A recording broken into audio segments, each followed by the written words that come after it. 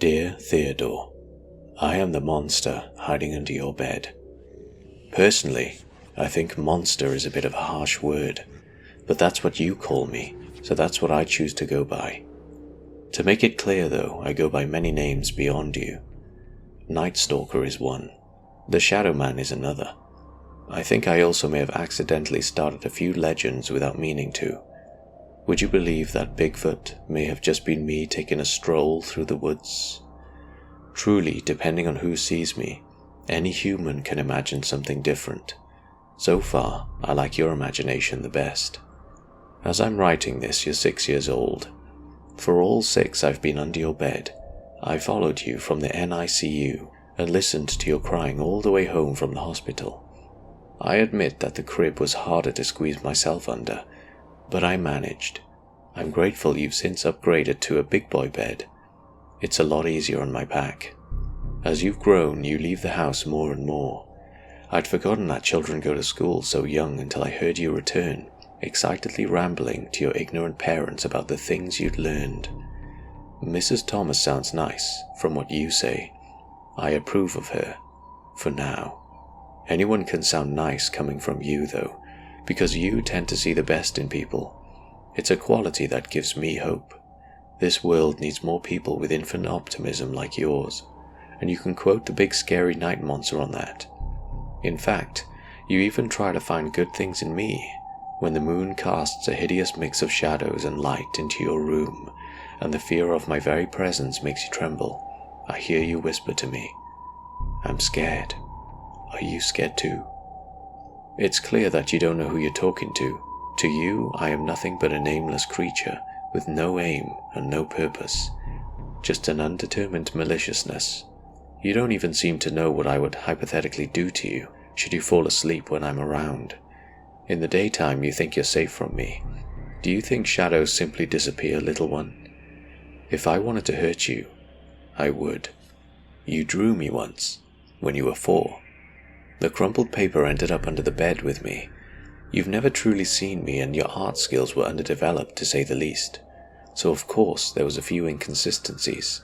Your illustration depicted a haphazard grey scribble, with pointed teeth and horns and too many claws to count, almost like a sickly demonic porcupine.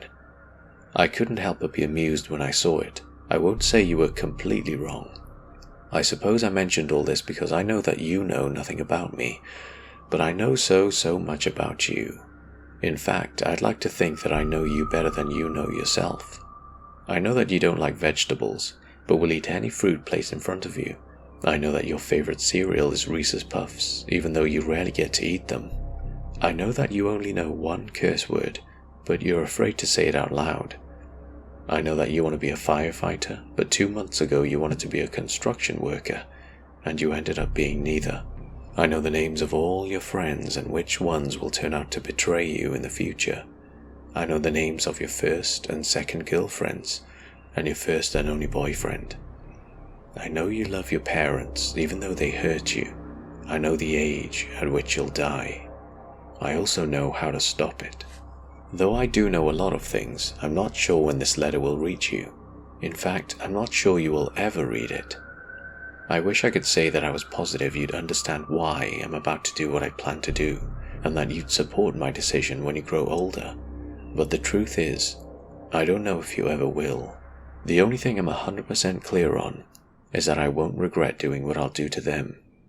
They deserve the punishment they'll receive, because at night, when the tree branches look like giant claws at your window, and the darkness seems to be moving closer, I know it's not me you're truly afraid of.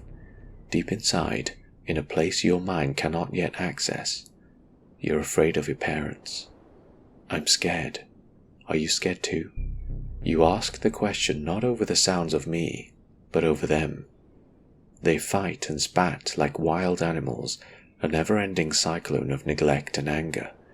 You have no idea how they act when you're gone, flourishing in the temporary safety that a classroom brings you.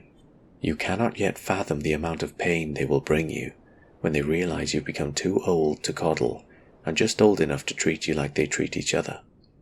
You would be so good without them. Much better off, I assure you. It'll hurt for a while, but you're still so young. The pain will fade and then you'll be free. Free from the chaos and self-destruction and abuse. You'll be able to live the life you want with no one to hold you back. One day, if you read this, you'll understand why I took them away from you. And I hope then that you'll thank me. I hope the nightmares of your parents' blood will slowly fade into a background hum, replaced by that endless optimism I know you hold so close. And when that day comes, I hope you realize that I care for you more than they ever did. Eternally yours, the monster still under your bed.